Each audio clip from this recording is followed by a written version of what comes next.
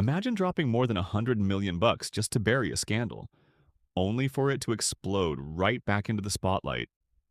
That's exactly the nightmare Prince Andrew's living right now.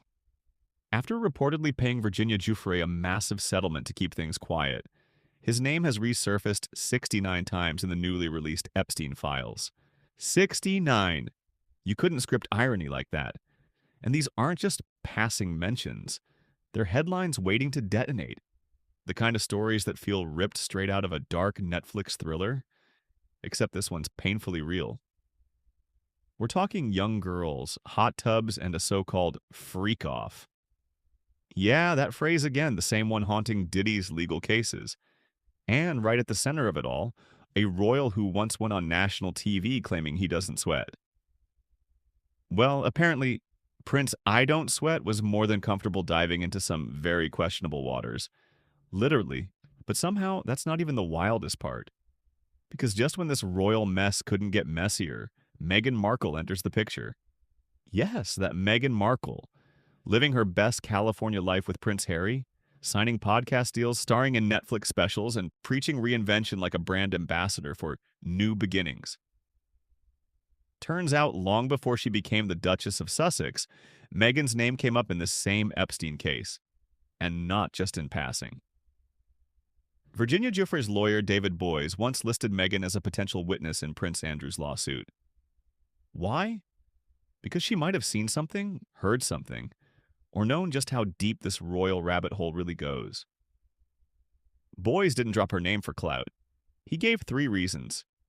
She lives in the U.S., so she's within reach of the court. She had some connection with Andrew back in the day. And supposedly she's someone who tells the truth. That last part, debatable. Because if you followed Meghan's story, you know consistency isn't exactly her brand. Even her and Harry's love story keeps shifting. First, it was a blind date set up by a mutual friend. Cue the fairy tale music.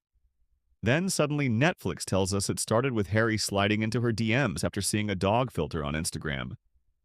So which one is it? A well-connected friend or a social media flirt gone royal? Even stranger, the mystery matchmaker. Meghan refuses to name who introduced them, hiding behind privacy. Really? Privacy? For the person who literally introduced you to a prince? Normally you'd shout that person's name from the rooftops, maybe even make them godparent to your first kid. But no. Radio silence.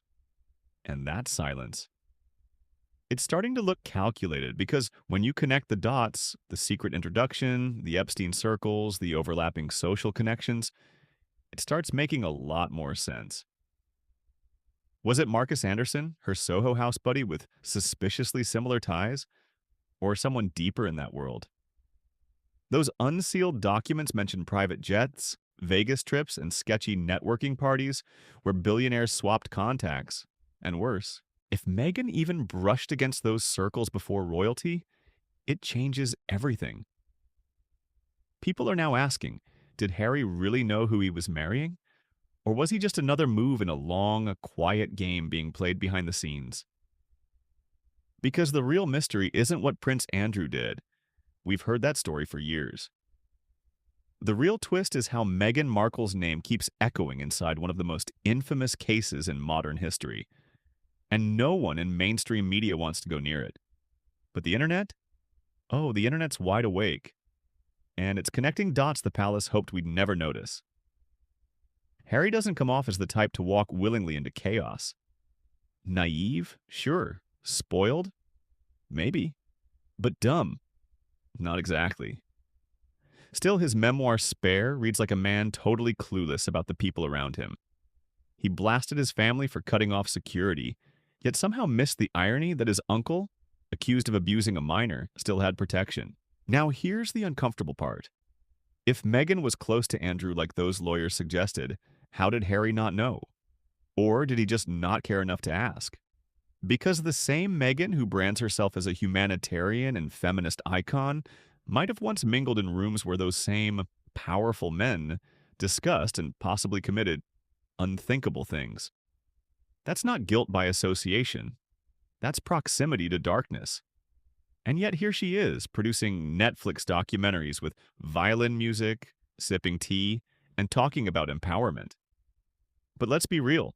When someone can't even keep their origin story straight, it makes the entire fairy tale look rehearsed.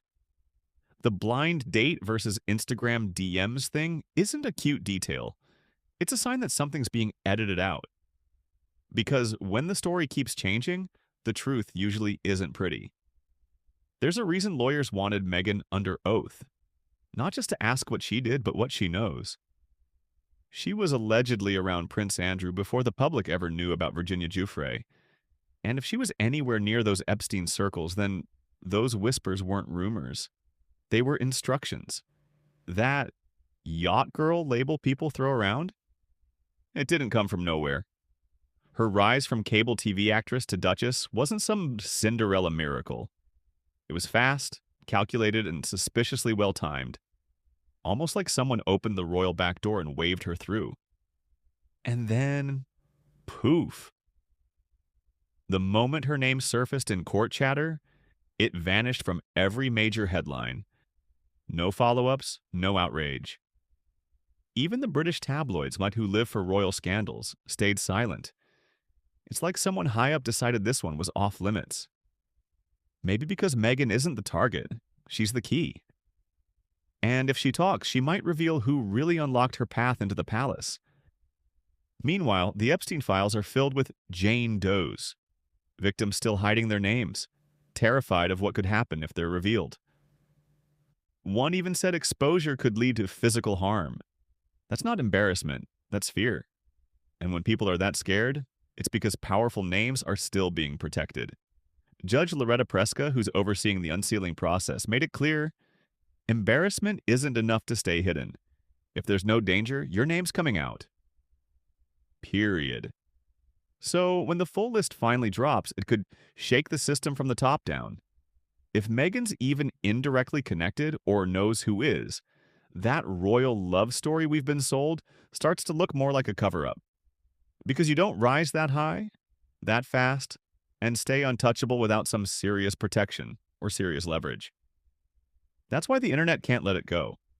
Not because they're shocked powerful people were involved. Everyone already suspected that. It's the names we're not hearing that are raising eyebrows.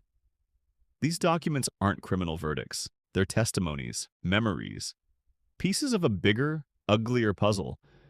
And even being mentioned once is enough to